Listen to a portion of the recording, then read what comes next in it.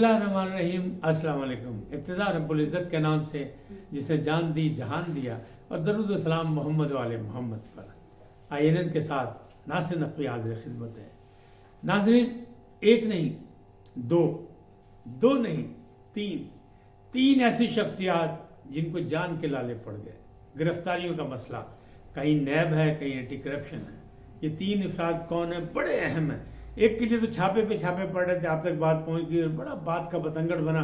वो है साबिक वज़ीर पंजाब परवेज इलाही। दूसरे भी मैं आपको बता देता हूँ, लेकिन पहले आपसे दरख्वास्त करता हूँ कि आईएनएन को सब्सक्राइब करें, लाइक करें, घंटी का बटन दबाना ना भूलें और अपनी कीमती राय का इजहार करें अपनी शख्सियत के मुताबिक। जी नाज़रीन, साबिक वज़ीर आला पंजाब परवेज इलाही, जो पंजाब की एक हरदिल अजीज शख्सियत है, उन्होंने बहुत से काम किए ऐसे जिनके कामों के हवाले से उनको याद किया जा रहा है।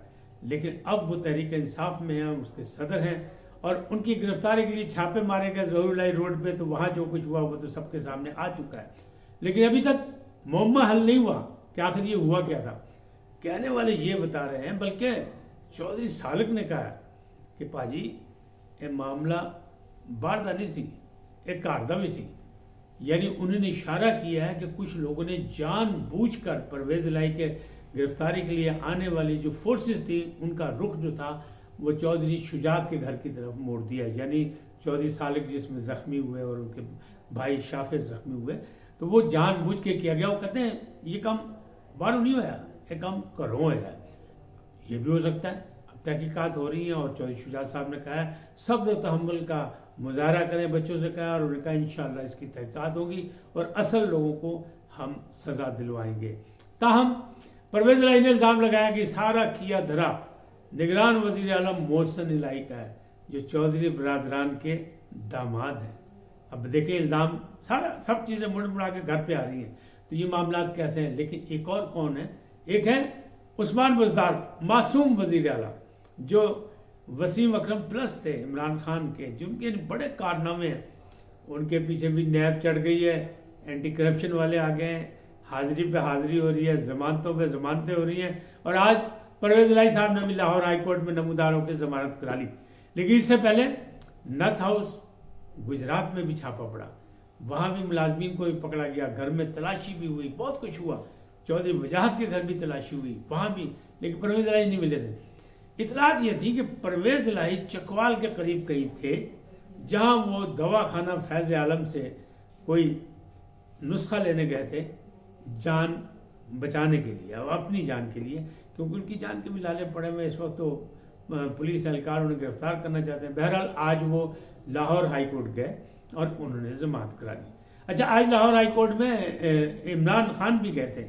यानी आज से मुराद मैं कल की बात कर रहा हूँ, यानी 2 मई को ये इमरान खान भी गए और परवेज इलाही भी गए और दोनों के हो गए। लेकिन आज जो 3 मई है, आज इमरान खान की पेशी थी इस्लामाबाद हाई कोर्ट में, वहाँ वो नहीं जाएंगे।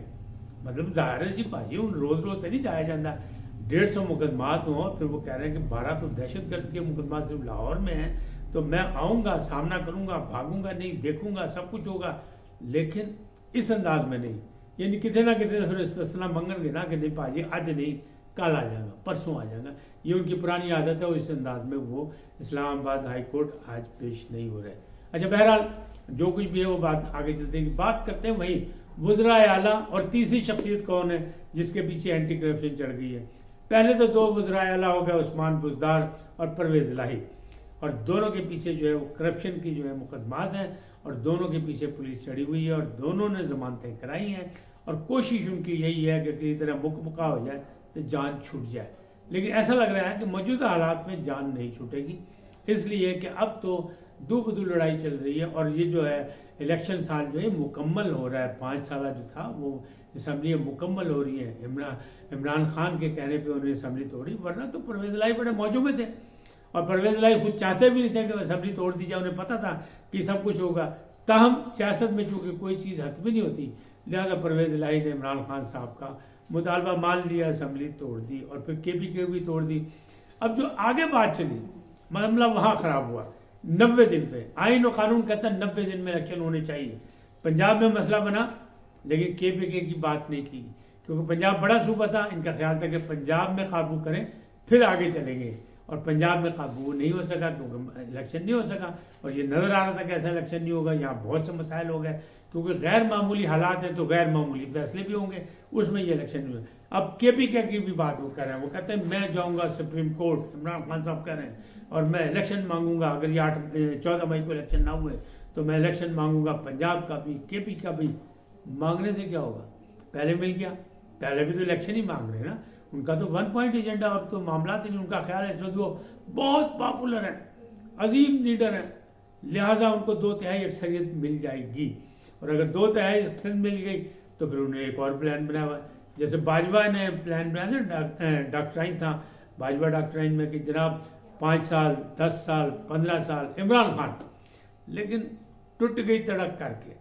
तो अब तो मामला सामने हो गया, अब तो दुश्मन लग रहे हैं बाजवा साहब। इसी तरह यहाँ भी एक डॉक्ट्राइन है अपना, इनका उमर हत्या बंजाल के हवाले से, कि वो ये कह रहे हैं कि इनको 3 साल की एक्सटेंशन दे देंगे। अगर इनको एक्सटेंशन दे देंगे तो काजी फायद सरकार छुट्टी, फिर कौन आएगा, फिर इजाजुल हसन आएंगे, फिर कौन आएगा, फिर मुनीब अख्तर आएंगे। यानी बाकायदा प्लान बनाइए कि चलेंगे ये लंबे चौड़े कुछ 2030 तक चलेंगे, तो ये मामला जो है फिर इमरान खान को सहूलतकारी करते रहेंगे। मरियम नवाज ने कहा है, मरियम नवाज ने इल्ज़ाम लगाया कि जनाब जुडिशल सहूलतकारी शुरू हो गई है, तो ये हम नहीं होने देंगे इमरान खान के लिए, लिहाजा इसको ख़त्म होना चाहिए। इल्ज़ाम लग रहे हैं। फवाद चौधरी कह रहे हैं कि चूंकि बुशरा बीबी पे इल्ज़ाम लगाया उन्होंने, तो हम उनको नोटिस जारी करेंगे, उनको नोटिस भेजेंगे और क्राइम का क्रिमिनल बनाएंगे हम केस, ताकि इनको जनाब अदालतों में भी चक्कर काटने पड़े। तो मरियम नवाज के लिए कौन सा नए है, या मरियम नवाज कौन सा कोई आम सी खातून है कि उसको जनाब आप फंसा लेंगे और वो फंस जाएगी जराइम के मुकदमात में।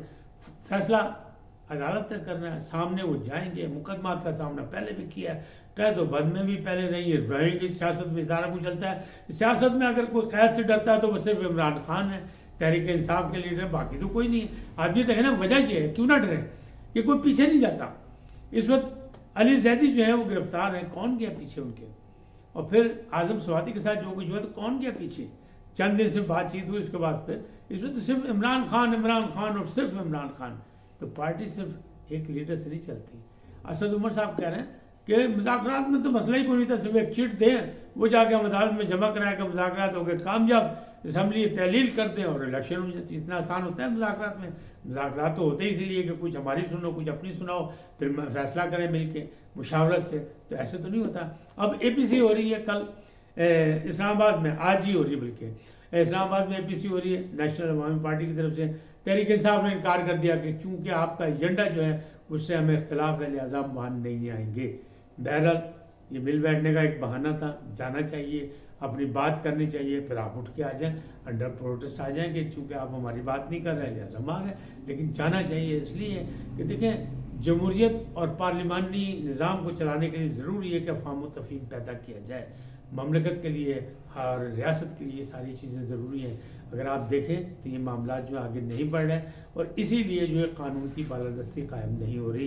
इसमें कहना चाहिए, हम अगर देखा जाए तो माशी बुरहान सबसे ज़्यादा है। गुर्बत, भूख, अफलास, ये सारी चीज़ें पीछे चलेगी। लड़ाई किसकी हो गई? लड़ाई हो गई आइनी बहरान की, कानूनी बहरान की, सियासी बहरान की, और ये सारी चीज़ें लड़ाई है। तो असल आदमी तो रह गया जो महंगाई में फंसा हुआ है, जो परेशान है, उसके हल तो कोई नहीं निकल रहा। तो बहरहाल इलेक्शन का साल तो आने को तैयार है, आ चुका है 2023, इसके आखिर में हो या अगले साल शुरू में हो, इलेक्शन तो होने ही हैं। पार्लिमानी निज़ाम जो है वो पाकिस्तान की किस्मत का यानी एक अटल फैसला है, लिहाजा इसी तरह ही रहेगा। इमरान खान साहब ने सदारती निज़ाम की बात की थी, वो भी नहीं चल सकी क्योंकि पाकिस्तान में सदारती निज़ाम पहले भी नाकाम हो चुका है। तो अब भी नहीं पार्लिमानी निज़ाम चलेगा, इसी तरह चलेगा। लेकिन इलेक्शन होंगे, इलेक्शन कब होंगे वो फैसला अभी नहीं हो रहा। वो फैसला कहते हैं कहने वाले कि इलेक्शन होंगे वक्त पर, और वो वक्त अभी कोई भी नहीं जानता। इलेक्शन कमीशन इनकार कर चुका है, हुकूमत इनकार कर चुकी है, ना फंड्स हैं, ना सिक्योरिटी इदारे साथ दे सकते, ना कुछ। तो अभी तो कुछ नहीं पता। बहरहाल अक्टूबर में ड्यू होंगे इलेक्शन, अक्टूबर में ना हुए दिसंबर में ना हुए तो मार्च में इलेक्शन तो होने ही होने।